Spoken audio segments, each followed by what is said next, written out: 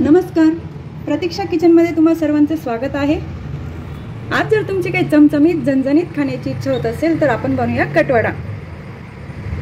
तुम्ही वडापाव देखील खाऊ शकता आणि कटवडा देखील खाऊ शकता। कढई गरम झालेली आहे, आता तेल टाकूया। 2 चमचे तेल घ्यायचं आहे। त्यामध्ये सर्वात आधी अर्धा चमचा बडीशेप टाकायची आहे। बडीशेपने छान चव येते भाजीला।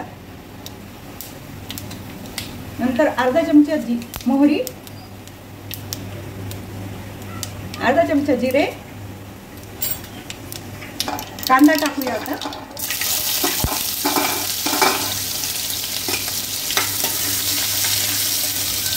कांदा आधी फ्राय करायचा आहे, नंतर मिरची टाकू। कांदा फ्राय होत आला आहे, आता मिरचीची पेस्ट घालूया। यात आलं लसूण बारीक केलेलं आहे,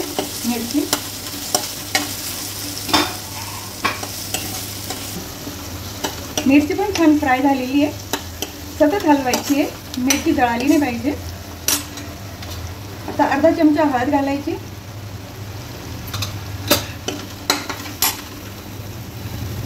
थोडं हिंग घालायचं आहे।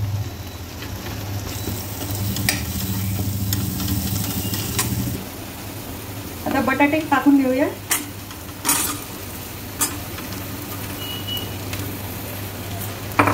बटाटे मॅश करून घ्यायचे।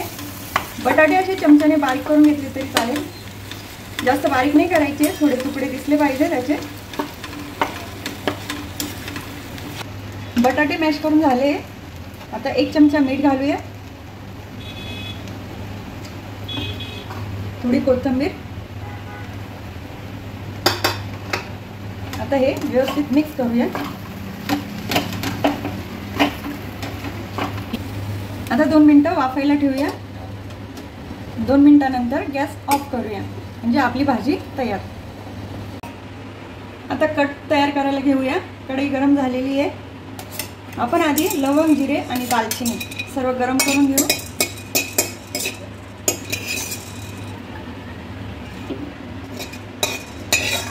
आता खडा मसाला काढून घ्यायचा आहे, गरम झाला आहे तो। कांदा फ्राय करायचा आहे। कांद्याला छान सोनेरी रंग आला पाहिजे। थोडं तेल टाकायचं आहे, म्हणजे कांदा पटकन फ्राय होतो। अर्धा चमचा तेल टाकलंय मी। कांदा फ्राय झाला आहे, तर त्यामध्ये खोबरं घालूया। खोबरं मी आधी थोडं भाजून घेतलं होतं, आता फक्त थोडं गरम करूया।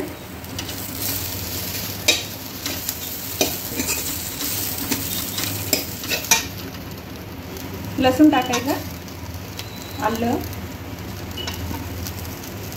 सर्व व्यवस्थित मिक्स करायचं आहे। सगळे वस्तू व्यवस्थित फ्राय झालेले आहेत। आता या आपण आधी गार करून घेऊया, नंतर मिक्सरच्या भांड्यात टाकून बारीक करून घेऊया। फ्राय केलेला कांदा आता गार झालेला आहे।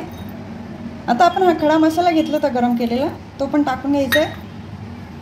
थोडी कोथिंबीर टाकायची आणि बारीक करून घेऊ। आपण ज्या कढईमध्ये कांदा फ्राय केला त्याच कढईमध्ये आपण मसाला फ्राय करून घ्यायचा आहे।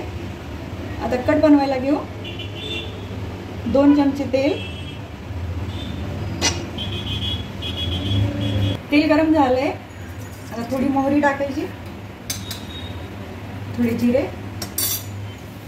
आपण तेजपान घेतले होते तेही या तेलामध्ये टाकायचे। आणि आपला कांदा मसाला बारीक केला होता मी तो टाकायचा आहे।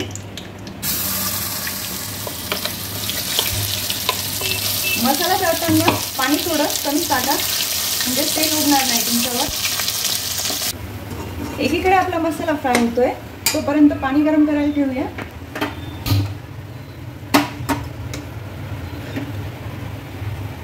आता यामध्ये 1 चमचा लाल मिरची, अर्धा चमचा हळद, अर्धा चमचा कांदा लसूण मसाला, थोडं हिंग घालायचंय। आता हे व्यवस्थित फ्राय करू. पाणी गरम झालेलं आहे. पाणी शक्यतो गरम करूनच घ्यायचं आहे, म्हणजे आपल्या कटला चव छान येते. गार पाणी नाही टाकायचं.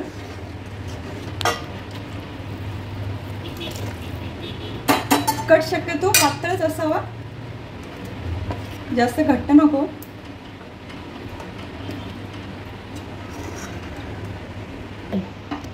मी परत पाणी गरम करून घेतलं, ते पण टाकून घेऊया. एवढं पाणी बस होईल. हे बघा कट किती छान दिसतोय, कलर पण खूपच छान आलाय. आता यामध्ये मीठ टाकूया. पाऊण चमचा घालते.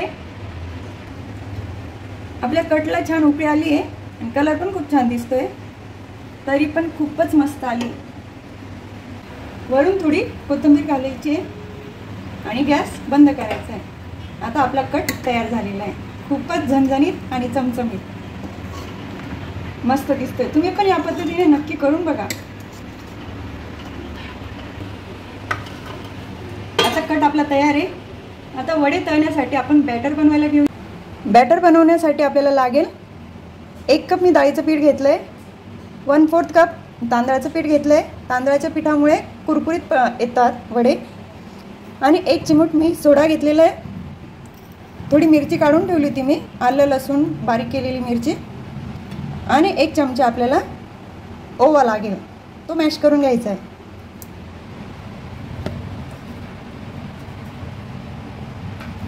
डाळीचं पीठ, तांदळाचं पीठ घेऊया, सोडा, हिरवी मिरची, ओवा मॅश करून घ्यायचा आहे. अर्धा चमचा मीठ घालायचे.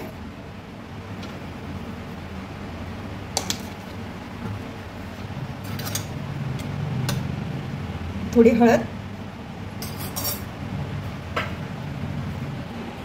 हे सर्व मिक्स करायचं आहे. तर यामध्ये थोडं थोडं पाणी घालायचं.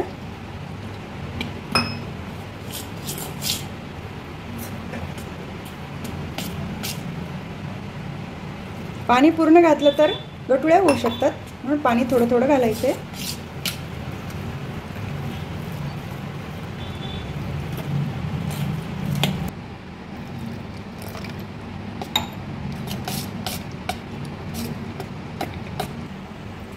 पूर्ण 1 ग्लास पाणी टाकले मी. हे बघा या पद्धतीने आपलं बॅटर आता तयार आहे. आता आपण वडे तळायला घेऊया. आता वडे तळायला घेऊया. तेल गरम झालेलं आपलं. तेवढ्या भाजीमध्ये आपले 15 ते 16 वडे तयार होतील. आता वडे तळूया.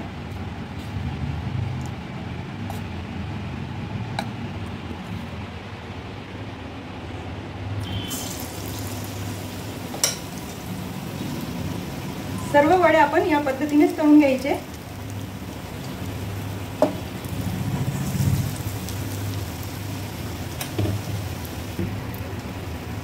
आधी एक बाजू तळून घ्यायचे, नंतर ती पलटी मारायची आहे. दोन्ही वडे तसेच करायचे. आत्ताच कलर खूप छान दिसतोय वड्यांचा.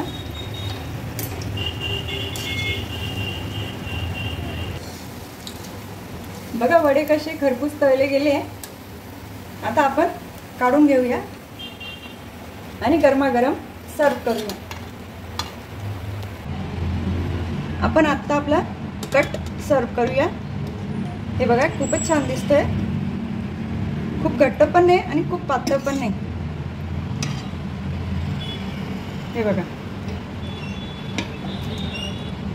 आहा किती मस्त दिसतोय.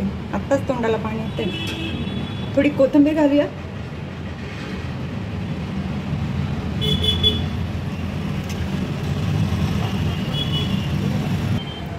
हे बघा आपला कटवडा सर्व झालेला आहे. या पद्धतीने तुम्ही पण नक्की करून बघा. तुम्हाला जर माझी रेसिपी आवडली असेल तर माझ्या व्हिडिओला लाईक करा, शेअर करा आणि सबस्क्राईब करा.